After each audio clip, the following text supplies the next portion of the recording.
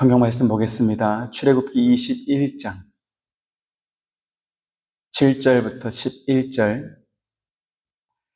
사람이 자기의 딸을 여종으로 팔았으면 그는 남종같이 나오지 못할지며 만일 장본이 그를 기뻐하지 아니하여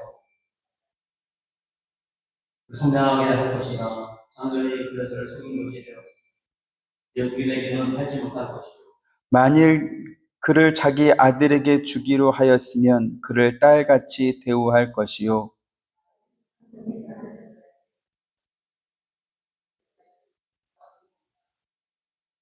끊지 말 것이요 같이 그가 이 세 가지를 시행하지 아니하면 여자는 속전을 내지 않고 거저 나가게 할 것이니라. 아멘.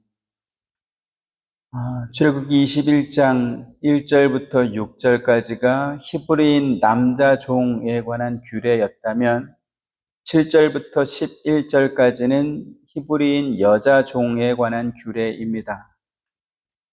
히브리인 남자가 금전적인 채무를 포함해서 어떤 이유로든지 간에 종으로 팔렸다면 그가 6년을 주인을 위해서 일한 후에 7년째 되는 후에는 남은 빚이 얼마이든지 간에 자유를 주라 이렇게 말씀했습니다. 하나님께서는 왜 히브리인 남자 종에게 자유를 주어야 된다 이렇게 말씀했습니까? 그것은 이스라엘 백성이 원래 애굽의 종이었는데 하나님의 은혜로 그들이 자유를 얻었기 때문에 그렇습니다. 성경에서는 이 은혜를 속량이라는 단어로 또 표현했습니다. 신명기 24장 18절 같이 보시죠. 너는 애굽에서 종되었던 일과 내 하나님 여호와께서 너를 거기서 속량하신 것을 기억하라. 이러므로 내가 네게 이 일을 행하라 명령하노라. 여기 지금 속량이라는 말은 노비의 주인에게 값을 지급하고 그를 풀어주는 것을 의미합니다. 하나님께서 이스라엘 백성을 애굽에서 꺼내실 때 값을 지급하셨다라는 것이지요. 어떤 값을 지불하셨습니까? 유월절 어린 양의 피로 값을 지급하셨습니다. 유월절 어린 양은 이스라엘 백성이 잡아먹었고 그 피는 그들이 사는 집의 문 인방과 문설주에 바른 것 아니겠습니까? 그런데 어떻게 그것이 속량의 값이 될 수 있었을까요?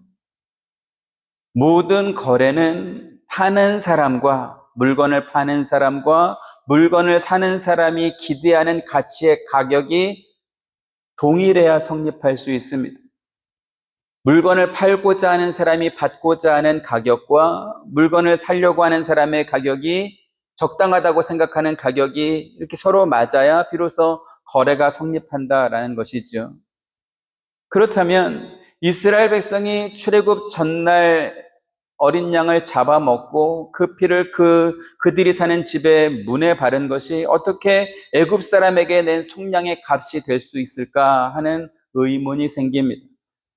그것은 유월절 어린 양의 피를 문에 바르지 않은 애굽 사람들의 집에 어떠한 값이 치루어졌는지를 생각하면 문제가 해결됩니다. 그날 밤에 애굽 사람의 집에 어떤 일이 있었죠? 사람이든 짐승이든 어린 양의 피가 문에 발라지지 않은 집에 속한 모든 장자가 다 죽었습니다. 즉, 유월절 어린 양의 피의 값은 장자의 생명과 같았다라는 뜻입니다. 그 피의 값이 얼마나 컸던지 애굽 왕 바로는 그날 밤에 모세와 아론을 불러서 너희와 이스라엘 자손은 내 백성 가운데서 떠나 너희가 원하는 대로 여호와를 섬겨라 이렇게 말했습니다. 앞서 바로 왕은 메뚜기 재앙을 경험한 후에 모세를 불러서 양과 소는 머물러 두고 너희 어린 것들은 너희와 함께 갈지니라 라고 말한 적이 있었습니다. 그때까지만 해도 바로 왕은 자기가 이스라엘 백성들에게 뭔가 큰 은혜를 베풀고 아량을 베풀어서 그들을 놓아줄 수 있는 어떤 혜택을 주는 줄로 알았습니다. 하지만 그것은 바로 왕의 착각이었지요. 하나님께서는 바로 왕이 바로 왕이 이스라엘 백성들에게 베푸는 호의에 기대서 자기 백성을 구원하려는 그러한 마음이 전혀 없었습니다. 오히려 그 반대였지요. 애굽왕 바로에게 정당한 값을 지급하고 당당하게 자기 백성을 구원하셨던 것입니다. 하나님께서는 모세뿐만 아니라 시편 기자들과 또 선지자들을 통해서도 이스라엘 백성이 애굽 땅에서 속량된 백성인 것을 강조하고 있습니다. 속량이라는 말은 그들 스스로 해방된 것이 아니고 하나님께서 애굽의 값을 치르고 사온, 다시 말씀드려서 이제는 하나님의 소유가 된 백성이다, 하나님의 소유가 된 사람이다 라는 뜻입니다. 신약시대의 구원도 이스라엘의 출애굽 역사와 그 개념이 똑같습니다. 하나님께서 애굽의 값을 내고 이스라엘 백성들을 구원하셨던 것처럼 하나님께서는 신약의 성도들을 구원하기 위해서 자기 아들로 십자가 죽음의 값을 내셨기 때문에 그렇습니다. 다시 말씀드려서 오늘 우리가 구원받은 백성이 된 것은 우리의 믿음이 좋아서라거나 혹은 우리가 남다른 선행을 많이 해서 구원을 획득한 것이 아니라는 뜻입니다.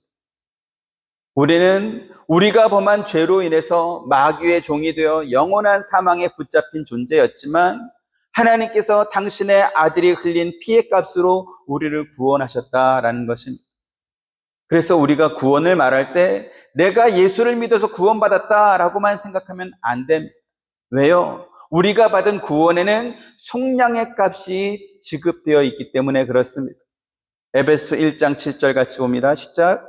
우리는 그리스도 안에서 그의 은혜의 풍성함을 따라 그의 피로 말미암아 속량 곧 죄 사함을 받았느니라. 우리는 그리스도 안에서 그의 피로 말미암아 속량을 받았다라고 했습니다. 이 속량은 죄 사함뿐만 아니라 의롭다함을 받는 것까지 포함됩니다. 로마서 3장 24절 시작. 그리스도 예수 안에 있는 속량으로 말미암아 하나님의 은혜로 값없이 의롭다 하심을 얻은 자 되었느니라. 천국은 죄만 없으면 갈 수 있는 것이 아니고요, 하나님께서 인정하시는 의도 있어야만 합니다. 그 의는 우리가 어떻게 이룰 수 있습니까? 사도행전 13장 39절 시작. 또 모세의 율법으로 너희가 의롭다 하심을 얻지 못하던 모든 일에도 이 사람을 힘입어 믿는 자마다 의롭다 하심을 얻는 이것이라. 모세의 율법으로는 우리가 의롭다 하심을 얻을 수가 없습니다. 하지만 오직 예수 그리스도를 믿는 자가 그분의 은혜로 말미암아 의롭다 하심을 얻게 된다. 성경은 그렇게 말씀했습니다. 우리가 얻은 구원에 대해서 사람들이 오해하거나 혹은 잘못된 지식을 갖게 되는 이유가 바로 여기에 있습니다. 우리가 예수님을 믿어서 구원받는다, 혹은 예수님을 믿어서 의롭다함을 얻는다라고 하니까 내가 믿었다, 내가 결심했다, 그래서 그것이 대단한 공로라도 되는 것처럼 그렇게 착각하기 때문에 그렇습니다. 다른 사람들은 복음을 전해줘도 안 믿었는데 나는 딱 들어보니까 복음을 믿으면 내가 구원받겠구나, 그래서 내가 믿어서 구원받은 것이다, 이렇게 생각하는 것이지. 그래서 내 의지, 내 판단, 내 결정, 내 탁월한 선택이 구원받게 된 근거라고 그렇게 생각하는 것입니다. 그런데요, 그 믿음은 구원받게 되는 것의 마지막 단계입니다. 그 앞에 무언가가 있었습니다. 그게 뭡니까? 예수 그리스도께서 지급하신 피의 속량이 있었다라는 것이죠. 이것을 생각하지 않고 내가 믿었다, 그래서 구원받았다라고 생각하는 것은 마치 노예시장에 팔려온 사람이 자기가 섬길 주인을 자기가 선택했다라고 주장하는 것과 같은 것입니다. 우리가 원래는 하나님의 백성이 아니었습니다. 하지만 이제는 하나님의 백성이 되었습니다.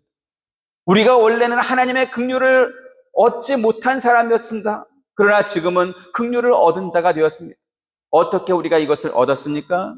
하나님께서 당신의 아들을 내어주시고 우리를 속량해 주셨기 때문에 이것을 얻게 된 것입니다.